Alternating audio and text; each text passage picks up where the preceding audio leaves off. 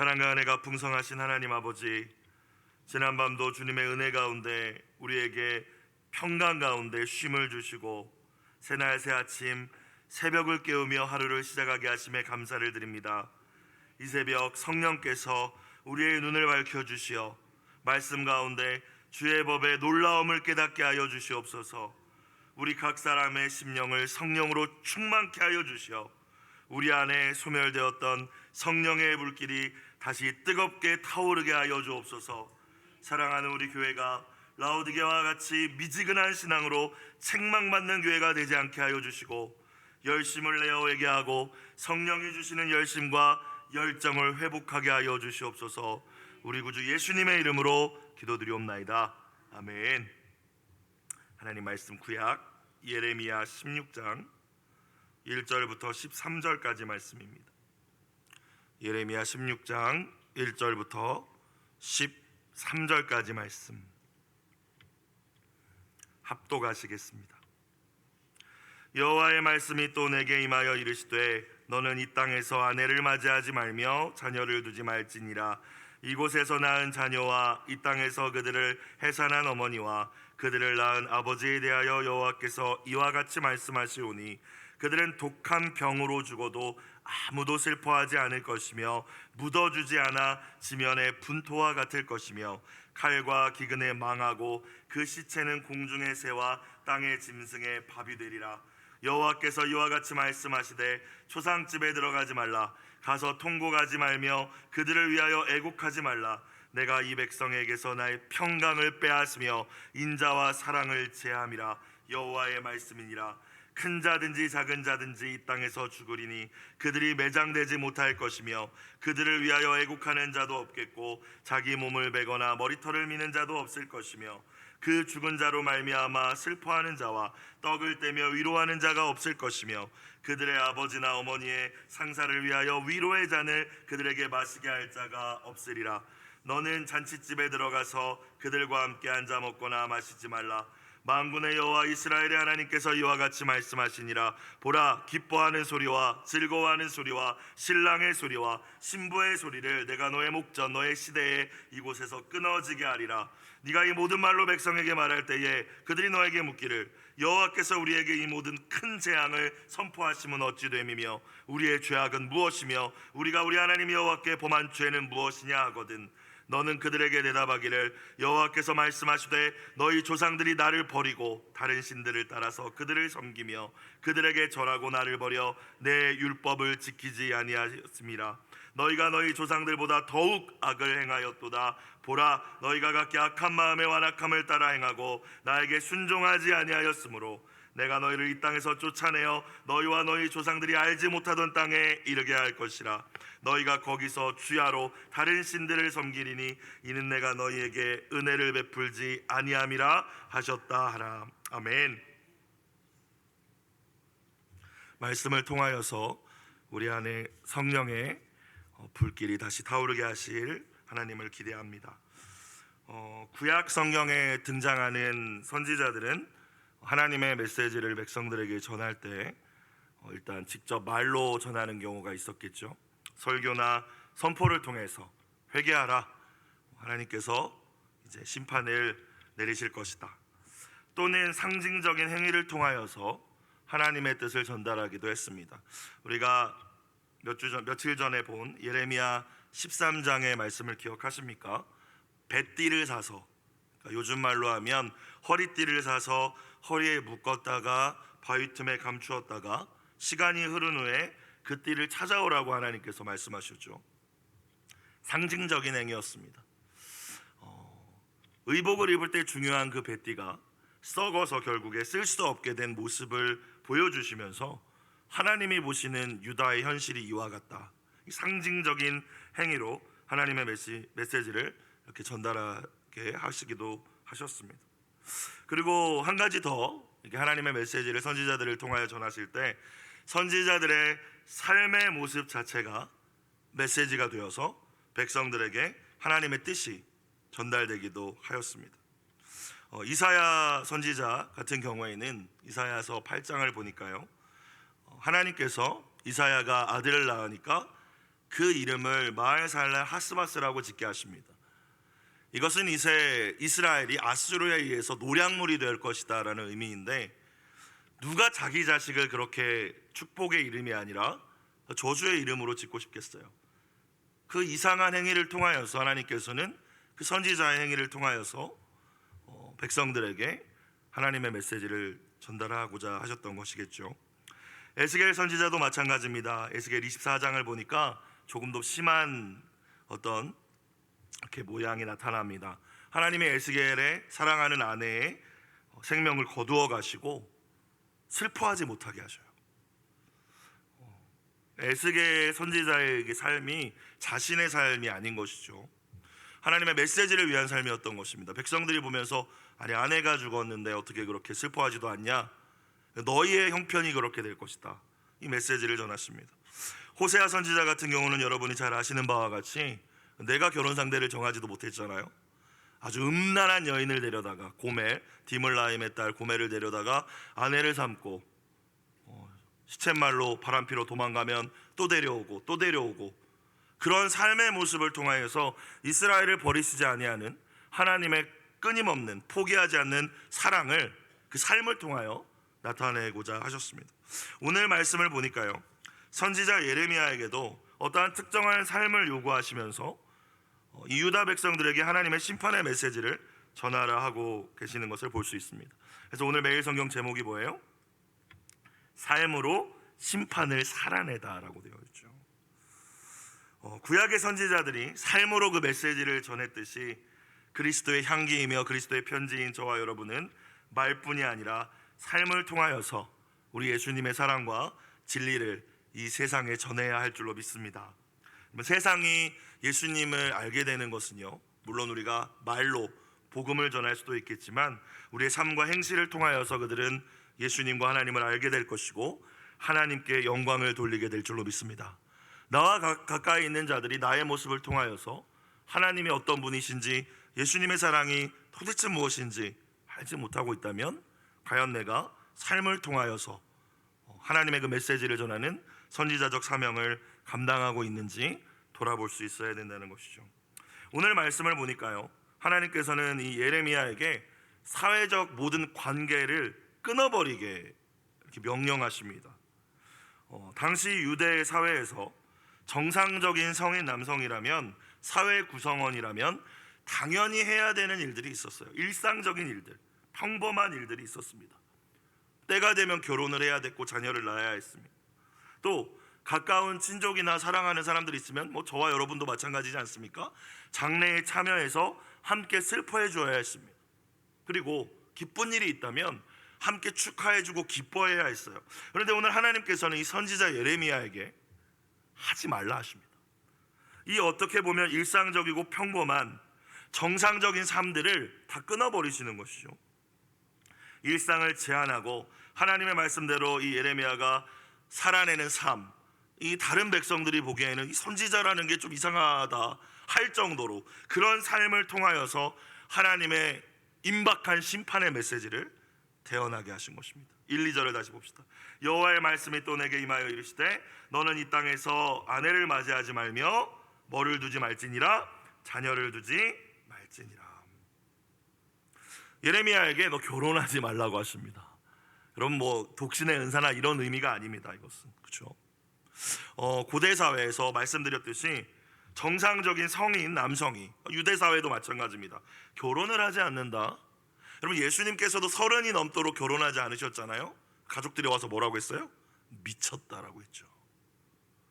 저게 결혼도 안 하고 목수일, 아버지 일 잃어받아서 가족들 부양도 안 하고 나가가지고 하나님 나라 전한다고 저러고 있네. 처음에는 가족들이 예수님 가리켜서 미쳤다라고 했습니다. 여러분, 마찬가지로 오늘 말씀에서도 이 정상적인 유대인 남성이라면, 사회 구성원이라면 결혼을 해야 하고 또 자녀를 갖는 것이 평범한 일상적인 정상적인 일이었습니다. 그런데 결혼을 하지 않는 것이 비상식적으로 여겨지던 그 사회 속에서 이 선지자는 하나님의 그 메시지를 강렬하게 전하기 위하여 삶을 살아야 됐다는 겁니다. 생각해보면 불쌍하죠, 남편으로. 그런데 그것이 선지자의 삶이었더라는 거예요. 이스라엘뿐만이 아니라 고대 문화권에서 가족이 많다라는 것, 자녀가 많다라는 것은 그 자체가 축복으로 여겨졌죠. 자녀가 없다, 저주로 여겨지던 사회였습니다. 그런데 하나님께서 예레미야에게 너 독신으로 살고 자녀 두지 말라고 하십니다. 유다의 종말이 정말로 가까이 왔음을 너의 삶을 통하여 강력하게 보여주라고 하신 것이죠. 곧 바벨론이 이제 침략할 것입니다. 이 말씀의 배경이 바벨론 침략이 거의 임박했을 때 주셨던 말씀이에요. 수많은 유다의 백성들이 오늘 말씀처럼 죽거나 포로로 끌려가게 될 것입니다. 아내를 두고 자녀를 만약에 내가 갖게 된다면 생이별을 경험해야 될 거예요. 어떻게 보면 예레미야를 보호하신 것일 수도 있습니다. 백성들에게는 메시지를 전하게 하시면서 차라리 가족들이 자녀가 없는 것이 축복으로 여겨지는 상황이 도래할 것이다. 그것을 너의 삶으로 전하라고 하나님 말씀하신 것이죠. 3절 4절 볼까요? 이곳에서 낳은 자녀와 이 땅에서 그들을 해산한 어머니와 그들을 낳은 아버지에 대하여 여호와께서 이와 같이 말씀하시오니 그들은 독한 병으로 죽어도 아무도 슬퍼하지 않을 것이며 묻어주지 않아 지면의 분토와 같을 것이며. 묻어주는 사람이 없다라는 것은 다 죽을 거니까요. 다 심판받을 거니까요. 그런 말씀입니다. 무서운 말씀이죠. 칼과 기근에 망하고 그 시체는 공중의 새와 땅의 짐승의 밥이 되리라. 장례를 매장을 해줄 사람조차 없을 것이다. 그렇기 때문에 너는 결혼하지도 말고 가족을 두지도 말고 네 삶을 통해서 메시지를 전하라 하신 것이었어요. 이어서 5절 말씀, 하나님께서는 예레미야에게 장례식도 가지 말라고 하십니다.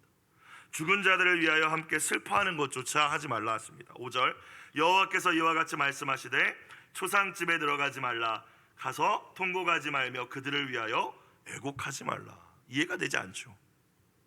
가족이나 사랑하는 사람들이 이렇게 먼저 가게 되시면 함께 슬퍼해주고 위로하는 게 마땅할 텐데 하나님 하지 말라고 하십니다. 그것도 선지자를 향하여서요. 왜 이 말씀을 주시고 왜 예레미야에게 이 삶을 살게 하신 것일까?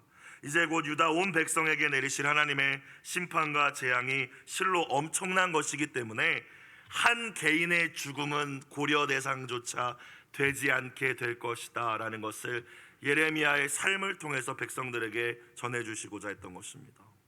장례식에 안 가는 그 모습, 장례식을 치를 수조차 없을 것이야, 이 메시지를 전하고자 하셨던 것입니다. 온 민족이 끔찍한 상황에 처하게 될 것인데 한 사람의 죽음을 애도하는 일 너희는 하지 못하게 될 것이다. 무서운 말씀이지 않습니까? 5절 후반부를 볼까요? 내가 이 백성에게서 나의 평강을 빼앗으며 인자와 사랑을 제함이라 가져감이라 여호와의 말씀이니라. 평강, 하나님이 주시는 샬롬이죠. 인자라는 단어는 은혜라고 이해하시면 될 것 같습니다. 히브리어 헤세드, 조건 없이 베풀어 주시는 하나님의 사랑입니다. 사랑이라고 되어 있는 마지막 단어는 오히려 긍휼이라는 의미에 가깝습니다. 불쌍히 여겨주십니다. 자기 백성을 사랑하시는 하나님의 마음을 잘 표현하는 세 단어죠. 평강, 인자, 하나님의 긍휼, 사랑. 이 세 가지가 언제나 저와 여러분과 우리의 가정과 공동체 가운데 함께 하시기를 주의 이름으로 축복합니다. 그런데 그것을 뭐 하시겠다고 지금 말씀하셔요? 거둬가시겠다고 말씀하세요. 얼마나 무섭습니까? 애굽에서 종살이하며 두려움으로 일상을 지냈던 이들에게 하나님께서 자유를 주신 것이고 평화로운 삶을 허락해 주신 것이었습니다. 가나안의 모든 그들이 누리고 있는 것들도 다 하나님이 주신 것입니다. 하나님이 평강을 주시고 하나님이 긍휼을 베푸시고 하나님이 아무 자격 없는 그들에게 헤세드, 인자를 베푸셨기 때문에 그들이 누리고 살 수 있었던 것인데 다 그들이 잊어버렸던 거예요. 그들이 하나님을 저버렸기 때문에, 끝까지 회개하지 않았기 때문에 나도 그것들을 거두어 가겠다라고 무섭게 말씀하십니다. 장례식을 치를 정신조차 없을걸, 누구 하나 죽어서 가서 슬퍼할 여유조차 없을걸, 하나님 무섭게 말씀하고 계신 거예요.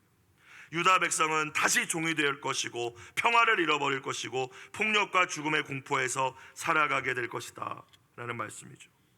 사랑하는 여러분, 하나님과의 관계가 깨어지는 것 그 자체가 가장 큰 재앙임을 깨닫는 저와 여러분 이 아침이 되시길 주의 이름으로 축원합니다.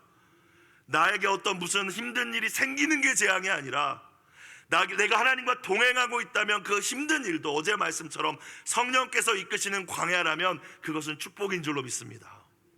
그러나 아무리 우리가 세상적으로 잘 된다고 할지라도 오늘 유다 백성들처럼요, 잘 먹고 잘 살았거든요. 그러면 어김없이 하나님을 떠나지 않습니까? 하나님이 주시는 평강과 인자와 사랑이 거두어 간다면 여러분, 세상적으로 우리가 무엇을 이룬다 한들 그것이 복이 되겠습니까? 한순간에 무너져 버리게 될 거예요. 하나님 없는 성취보다 하나님과 함께하는 고난이 축복이 깨달을 수 있기를, 그곳에 하나님이 함께 하시는 곳에 언제나 평강과 인자와 사랑이 있다는 사실을 기억할 수 있는 저와 여러분이 되시기를 주님의 이름으로 부탁드립니다. 자, 6절 보겠습니다. 큰 자든지 작은 자든지, 그러니까 모든 사람이라는 의미겠죠. 이 땅에서 죽으리니 그들이 매장되지 못할 것이며, 다시 반복됩니다. 다 죽는데 누가 누구를 묻어주겠어요? 그들을 위하여 애곡하는 자도 없겠고 자기 몸을 베거나 머리털을 미는 자도 없을 것이며, 자기 몸을 베거나 머리털이나 눈썹을 미는 것은 사람이 죽었을 때 슬픔을 나타내는 표현이었습니다. 그런데 이방인들의 풍습이었어요. 지금 어찌되었건 장례도 못 치르고 제대로 매장도 못 해주고 함께 슬퍼할 그런 여유조차 없게 될 것이다. 하나님의 심판이 임하면, 이런 의미의 말씀이기도 하면서 동시에 유다 사회에 이 하나님께서 금지하신 이 이방인들의 거룩하지 못한 풍습들이 이미 만연해 있었다라는 것도 이 말씀을 통하여서 우리는 발견할 수 있습니다. 신명기 14장 1절에 보면요, 너희는 이방인들과 같이 가나안 백성과 같이 사랑하는 사람이 죽었다 할지라도 머리 밀거나 살 베지 말라고 하셨거든요. 그런데 유대인들이 그렇게 살았다라는 것이죠. 우상을 숭배하고 가나안의 풍습 그대로 받아서 살고, 장례에서 그래서 하나님의 백성답게 장례를 치는 것이 아니라 자기 몸을 베는 자들도 있었고 머리털을 미는 자들도 있었을 것인데 어찌되었건 그러지 못할 것이라는 것입니다. 7절, 그 죽은 자로 말미암아 슬퍼하는 자와 떡을 떼며 위로하는 자가 없을 것이며 그들의 아버지나 어머니의 상사를 위하여 위로의 잔을 그들에게 마시게 할 자가 없으리라. 하나님의 심판의 무서움을 말씀해 주시는 것과 동시에 하나님의 관계가 깨어진 공동체에 인간적인 모든 관계도 깨어질 것임을 예고하시는 말씀입니다. 위로해 주는 자가 없을 것이래요. 여러분, 하나님의 평강과 인자와 사랑이 사라져 버린다면 그 공동체에는 위로도 애통도 공감도 없을 것입니다. 사랑하는 척은 할 수 있겠지만 그것은 진짜 사랑이 아니죠. 우리가 자주 들어온 말씀처럼 하나님의 사랑이 우리의 심령 가운데 부어지지 않는다면 죄로 타락한 인간이 하는 사랑이라는 것은 자기중심적이고 이기적인 사랑일 수밖에 없지 않겠습니까? 바벨론이 침략해서 다 죽고 끌려가는 것만 재앙이 아니라 누구 하나 죽어도 제대로 위로해주는 사람도 없어질 것이다. 하나님이 공동체 가운데 모든 걸 거두어 가셨기 때문입니다. 오늘날 일어나는 여러 끔찍한 사건들을 바라보면서 저와 여러분은 어떤 생각을 하십니까? 어떻게 저런 짓을 할 수 있지? 그냥 여기서 끝나면 안 된다라는 거예요. 이 사건들을 통하여서 하나님께서 한국교회와 목회자들에게, 성도님들에게 무엇을 보여주시고자 하는 것일까? 왜 이렇게 끔찍한 일들이, 비가 엄청 내리고 또 정말로 사상 또 초유의 뜨거운 폭염이 이어지고 또 기사를 볼 때마다, 신문 뉴스를 볼 때마다 끔찍한 일들이 벌어지는 이 모든 상황들을 통하여서 하나님께서 도대체 우리에게 무엇을 말씀하고자 하시는 것일까? 온전한 회개로 하나님께 돌아오기를 원하시는 하나님의 마음이 담겨져 있음을 깨달을 수 있기를 주님의 이름으로 축복합니다. 하나님과의 관계를 너희가 회복하라는 거예요. 성령의 불을 소멸했다면 다시 그 불을 회개함으로 열심을 내어 불일 듯 일어나게 하라는 하나님의 메시지인 줄로 믿습니다. 그럴 때 하나님의 평강과 인자와 사랑이 있을 수 있습니다. 그럴 때 우리 공동체 가운데서도 서로를 위로하고 공감하는 진짜 사랑이 있을 수 있습니다. 우리가 노력한다고 되는 거 아니잖아요. 그런데 지금 유다 공동체에는 하나님의 모든 은혜와 사랑이 하나님께서 제하여 버리실 것이기 때문에 그냥 외부의 침략을 받아서 죽고 포로로 끌려가는 재앙일 뿐만이 아니라 사랑 또한, 위로 또한 사라져 버릴 것이다 라고 말씀하고 계시는 것입니다. 우리의 가정이 진짜 하나님의 사랑이 풍성한 가정이 되길 원한다면 이 자리에 하나님 앞에 나오신 저와 여러분부터 온전히 하나님 앞에 관계를 회복하고 주님을 더 뜨겁게 사랑할 수 있는 은혜가 있기를 주의 이름으로 축원합니다. 예레미야에게 이번에 8절 말씀을 보니까요, 장례식장에 이어서 어디도 가지 말라고 하십니까? 잔치집, 특별히 문맥을 보니까 결혼식인 것 같아요. 혼인잔치집에 들어가서 기뻐하지도 말라고 하십니다. 8절 9절 너는 잔치집에 들어가서 그들과 함께 앉아 먹거나 마시지 말라. 만군의 여호와 이스라엘의 하나님께서 이와 같이 말씀하시니라. 보라, 기뻐하는 소리와 즐거워하는 소리와 신랑의 소리와 신부의 소리를 내가 네의 목전, 네 눈앞이란 뜻이죠, 너의 시대에 이곳에서 끊어지게 하리라. 아까 앞선 말씀과 마찬가지입니다. 다 죽을 건데, 이제 곧 다 황폐하게 될 건데, 파멸될 건데 무슨 결혼식이 있겠냐는 것이죠. 너가 사랑하고 가까운 이들의 결혼식을 가지 않는 것을 통하여서 그 삶의 모습을 보여주면서 이 메시지를 전하라고 하신 것입니다. 오늘 매일 성경의 해설 부분을 보니까요, 선지자 예레미야로 하여금 혼인잔치나 초상집에 가지 말라고 하신 이유에 대해서 이렇게 해석을 하고 있습니다. 인간의 일생은 결혼으로부터 시작을 하죠. 결혼을 비롯한 출산으로부터 시작이 됩니다. 그리고 죽음으로 마무리가 되죠. 이게 한 인생의, 인간의 일생이지 않습니까? 선지자가 그곳에 가지 않는다, 하나님께서 가지 말라고 하셨죠. 선지자의 부재가 의미하는 것은 이 한 사람 개인의 인생의 여정 가운데 더 이상 하나님이 함께 하시지 않을 것이라는 무서운 경고죠. 결혼하여서 아기가 태어나서 장래에 이르기까지의 너희의 유다 백성들 한 사람 개인 그리고 공동체 가운데 내가 함께하지 않을 것이다. 앞선 말씀처럼 평강과 인자와 사랑도 거두어 가겠다라고 상징적으로 선지자의 부재를 통하여서 말씀하시고자 했던 것입니다. 존 웨슬리 목사님은 가장 좋은 것은 하나님이 우리와 함께 하시는 것이라고 말씀하셨습니다. 천국이 천국인 이유는 그곳에 황금길이 있고 보석이 찬란해서 천국이 아니라 하나님이 언제나 우리의 등불이 되어서 함께 하시는 곳이기 때문인 줄로 믿습니다. 지옥이 지옥인 이유는 뜨거운 불구덩이라고 표현은 하고 있지만 진짜 지옥인 이유는 소망의 근원 되신 하나님이 계시지 않기 때문인 줄로 믿습니다. 여러분, 우리의 삶 가운데 하나님이 함께하고 계십니까? 아니면 부재하고 계십니까? 1절부터 9절까지의 말씀을 통하여 또 한 가지 우리가 생각해 볼 것은 참으로 일상적인 평범한 삶이잖아요. 결혼하고 자녀 낳고 일하다가 또 살고 죽어서 묻히는 이 평범해 보이는 일상의 삶들이 사실 하나님께서 우리에게 베풀어 주신 은혜라는 사실을 저와 여러분 또한 깨달을 수 있기를 주의 이름으로 축원합니다. 거저 주어졌고 그냥 내가 뭔가 이루어서 당연하게 누리는 것 같지만 하나님께서 돌보아 주시지 않으신다면 어떤 것도 누릴 수 없을 거예요. 결혼식에 가서 누군가를 축하해 주는 일도, 장례식에 참여해서 함께 슬퍼해 주는 일도, 때가 되어 결혼하여 자녀를 낳고 가정을 이루며 화목하게 사는 모든 것들도 하나님이 베풀어 주신 인자와 은혜임을 깨달을 수 있는, 그래서 일상의 소중함을 감사하며 하나님 앞에서 언제나 찬양을 돌릴 수 있는 저와 여러분이 되시길 주님의 이름으로 축복합니다. 자, 이렇게 선지자의 삶까지 보여주면서 메시지를 전했다면, 정말 이제 임박한 심판을 하나님께서 무섭게 전하셨다면 이제라도 회개해야겠죠. 그런데 이 백성의 반응이 어떻습니까? 10절을 볼까요? 유다 백성들이 예레미야에게 묻습니다. 너 뭐 이상한 행동하고 그래? 그러면서 물어보는 거예요. 이렇게 10절, 네가 이 모든 말로 백성에게 말할 때에, 이렇게 보여주면서, 삶으로 보여주면서 말할 때에 그들이 너한테 묻기를 여호와께서 우리에게 이 모든 큰 재앙을 선포하심은 어찌 됨이며 우리의 죄악은 무엇이며 우리가 우리 하나님 여호와께 범한 죄는 무엇이냐? 도대체 우리가 뭘 그렇게 잘못했는데? 라고 반응하겠다는 거예요.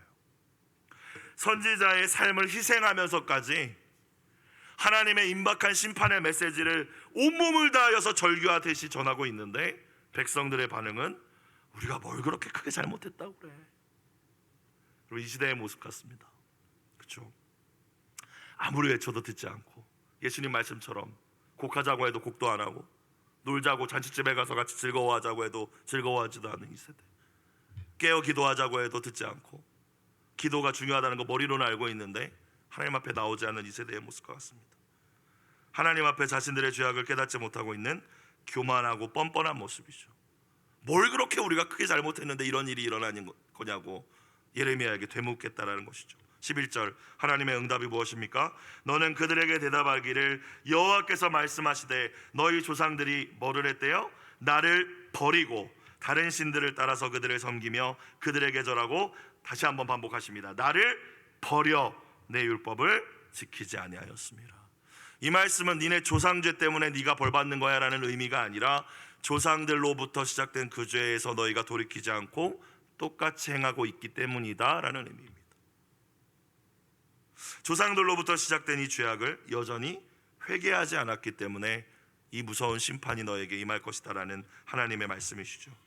하나님을 버렸다라고 11절에 두 번이나 반복되어지고 있는데요, 하나님을 버린 인간의 모습은 결국에는 우상을 숭배하든지 내 율법을 지키지 아니하였음이라 라는 말씀과 같이 지멋대로 살아가게 되죠. 하나님 말씀이 아니라. 버렸다라는 말의 원어적인 의미는 미련 없이 떠나버리다 라는 뜻이래요. 하나님이 베풀어 주신 모든 은혜와 사랑을 감사하면서 하나님만을 섬겨야 하는데 미련 없이 끊어버리다 라는 뜻이에요. 저와 여러분의 모습 가운데, 특별히 우리의 자녀들의 자녀 세대의 모습 가운데, 오늘 말씀을 보면 12절에 가서 보시면 조상들보다 니네 악이 더 심하다라고 말씀하시잖아요. 우리의 자녀들의 모습이 더 악하다면 여러분, 우리가 깊이 생각해 봐야 됩니다. 하나님을 저버린 것은 아닌가? 그래서 저렇게 우상을 숭배하고 자기 멋대로 살아가는 것이 다른 것에 문제가 있는 것이 아니라, 하나님을, 우리 자녀들이 더 다른 사람보다 악해서가 아니라 하나님을 버린 인간은 그럴 수밖에 없다라는 것이죠. 12절 너희가 너희 조상들보다 더욱 악을 행하였도다. 보라, 너희가 각기 악한 마음의 완악함을 따라 행하고 나에게 순종하지 아니하였으므로. 13절 내가 너희를 이 땅에서 쫓아내어 너희와 너희 조상들이 알지 못하던 땅에 이르게 할 것이라. 너희가 거기서 주야로 다른 신들을 섬기리니 이는 내가 너희에게 은혜를 베풀지 아니함이라 하셨다 하라. 너희가 그렇게 니네 멋대로 우상 섬기고 그렇게 했는데 이제 다 포로로 끌려가서 아침 저녁으로 우상 섬기게 해줄게. 하나님께서 내버려 두시겠다라고 말씀입니다. 무서운 경고의 말씀입니다. 니네 하고 싶은 대로 해봐. 어디 포로로 끌려가서 거기서 니네 하고 싶은 신들 섬겨봐. 이 말씀이죠. 나의 은혜를 베풀지 아니할 것이다 말씀하십니다. 여러분, 다시 한번 이스라엘이, 유다 백성들이 노예와 포로의 신분이 될 것이다 라는 말씀이죠. 진정한 자유는 진리 안에 있을 때에, 하나님만을 예배할 때에, 하나님의 말씀 안에 있을 때에 진정한 자유가 있다라는 사실을 저와 여러분 깨닫는 이 아침이 되시길 주님의 이름으로 축복합니다. 내 마음대로 하는 것이 자유가 아니라는 거예요. 말씀을 정리하겠습니다. 당연한 것처럼 누리는 우리 일상의 행복들이 당연한 것이 아님을 깨닫는 이 아침이 되길 바랍니다. 하나님께서 은혜를 베풀어 주셨기 때문에, 그 하나님의 돌보심이 없었다면 아무리 내가 행복을 스스로 만들어 보려고 해도 불가능한 일이죠. 왜냐하면 행복의 근원, 생수의 근원은 하나님이시기 때문입니다. 우리가 하나님 없이 하고자 하는 모든 열심은 물을 가두지 못하는 웅덩이에 물을 계속 붓는 것과 똑같은 일입니다. 유다 백성들이 했던 것과 마찬가지입니다. 하나님께서는 오늘 말씀을 통하여 선지자 예레미야의 삶을 통하여 상징적으로 이 타락한 유다 백성들에게 심판의 메시지를 전하게 하고 계시죠. 그래서 오늘 매일 성경 기도 제목을 보니까 삶을 통하여 하나님의 말씀이 선명하게 드러나게 하소서, 우리의 삶이 메시지가 되게 하소서라는 기도의 제목입니다. 예수님을 알지 못하는 세상을 향하여서 그리스도의 편지된, 그리스도의 향기된 저와 여러분이 믿음으로 사는 삶, 말씀대로 사는 삶, 성령의 소욕을 따르는 삶을 통하여 세상 가운데 우리 아버지 하나님의 뜻과 그 사랑을 보여주실 수 있기를 주의 이름으로 축원합니다. 그리고 혹시나도 패역하고 교만하고 뻔뻔한 오늘 이 말씀 속에 유다의 모습이 내 모습은 아닌지, 우리의 자녀 세대의 문제는 아닌지 돌아보며 하나님 앞에 온전히 회개하는 시간들이 되시기를 주님의 이름으로 축원합니다. 기도드리겠습니다. 사랑과 은혜가 풍성하신 하나님 아버지, 우리가 누리는 일상의 크고 작은 행복과 기쁨이 모두 하나님의 은혜임을 깨닫기 원합니다. 모든 것이 하나님께서 우리에게 부어주신 평강과 인자와 사랑으로 인한 것임을 잊지 않게 하여 주시옵소서.